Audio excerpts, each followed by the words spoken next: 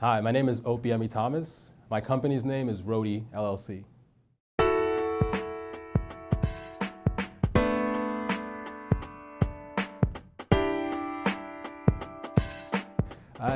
My career has been somewhat of a discovery of what I love doing and also what I'm good at doing. And I started off at different community colleges, went first in New Jersey, then in Baltimore at CCBC. And then I transferred to University of Baltimore. I took one semester and fell in love with the startup industry that was brewing here about almost 10 years ago now, and worked on a few ideas, was part of the first startup weekend, and in that we were on a team called Dapperly that won third place. And I went there to present an idea I had for an ed tech company, a startup. And after that experience, I decided to move to New York to pursue or launch an venture, because I saw that might have been where the opportunity was at that time.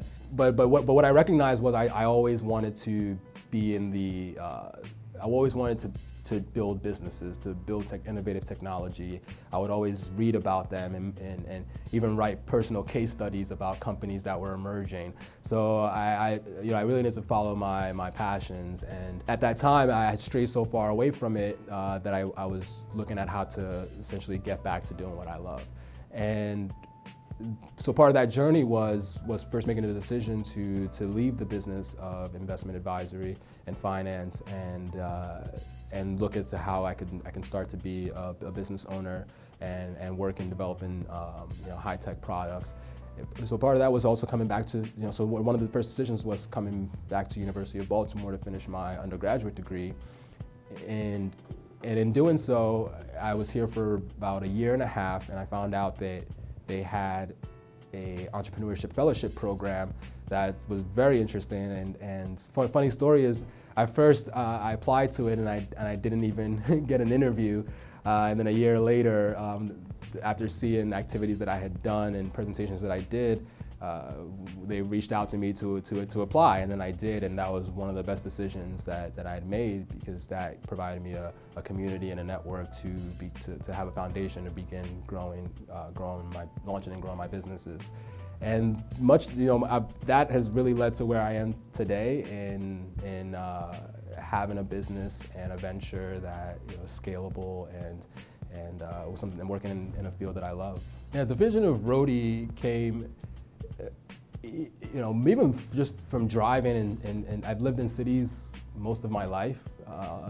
Even in Nigeria, I was born in a city, and I left, and even in New York, and then coming into Baltimore. There was just times where parking is just always a challenge in really any city, any major city around the world. And coming from Catonsville and starting at the University of Baltimore, it would take me 20 minutes to drive to class. I was taking night classes usually when I started out. It would take me 20 minutes to drive to class, and sometimes up to 40 minutes to find parking.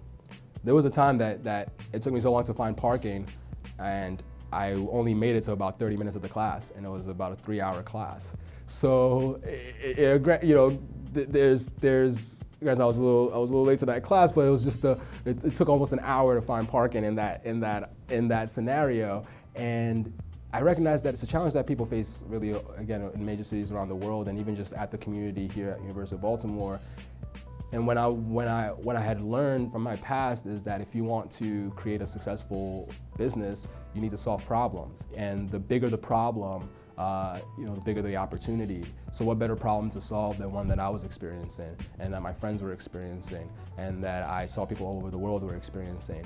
And I started that was in my mind as to what problems in this world can I solve. So the way the application works is really a combination of many different factors. So we build a foundation, which is a platform where people can exchange data.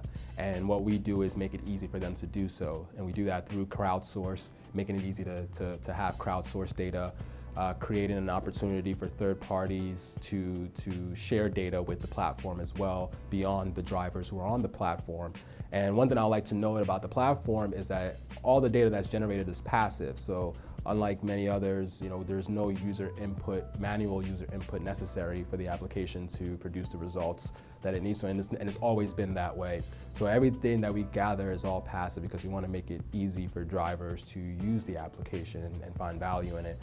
And then we apply machine learning based on studies that we did before we built the application. We designed formulas and algorithms to identify parking recommendations based on behavior. And that came from hours of field research, going out on the street, driving the cars with people, spending hours on looking at how cars are parking. So we did several research to really develop this formula that we apply on the back end that allows the data to scale with the users as well.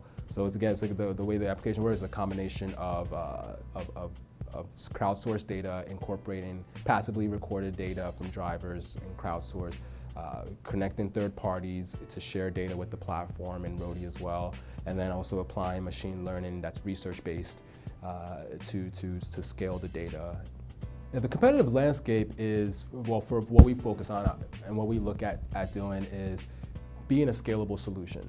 And what we did is we focus on the platform. So we offer a platform that can scale with the demands of the industry. Because we understood a long time ago that technology is going to iterate, that different stakeholders are going to have different demands as they get better accustomed to what's possible and what the consumers need. So what we focus on again is that platform, being a platform, a scalable platform where with any initiative or any mission that a city can conceptualize, they can execute that on the Roadi platform. So what we want to do is we want to be that foundation for them to deliver their solutions. So there's actually a workshop that I was part of recently with NIST as well as TEDCO and several others, where we focused on the first and last mile connectivity. And what we looked there is you're still going to drive to that place, and wherever there's a car, there's going to be parking, whether it's a driverless car or whether it's a manned car. You're going to need somewhere to store that vehicle.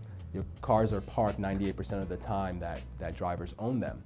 So we focus on what are the various multiple use cases where parking exists, and how can Roadi be a value add to those different experiences. The role of the University of Baltimore is really one of understanding the value of a community, the value of a network and access to resources. One of the main aspects of building a business is can you find the right talent? Can you access the right knowledge, the right resources to start the business and then grow the business? So what we focus on, what's been really beneficial about the network here is there's a wide network of individuals who have different experiences, different backgrounds, whether that's strictly in sales or strictly in storytelling. Like Henry has really helped us to hone in on our ability to tell the story, to share the value with an audience, a wide audience, and then also having people that can point you in the right direction and also help you avoid certain pitfalls and mistakes that you otherwise may have made.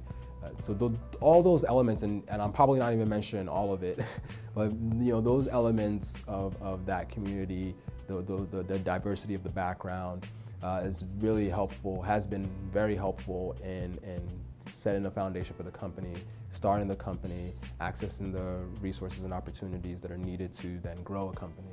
The plans for the next 12 months is I would phrase it as ready to scale. We really dug deep into the problem. We really understood the users. We really understood who we're serving, what value we're providing, and have been very, very diligent and focused on developing a world-class technology.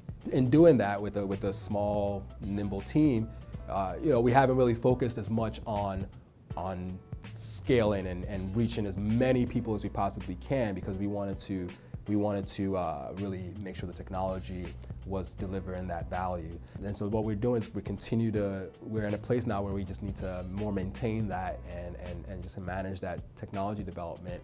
And now we can start to really focus on how do we reach as many people as possible. So in the next 12 months, we're looking at reaching that critical mass, being significantly active in 5 cities, major cities around the U.S., really honing our presence nationally, and being in a place where then we can scale internationally.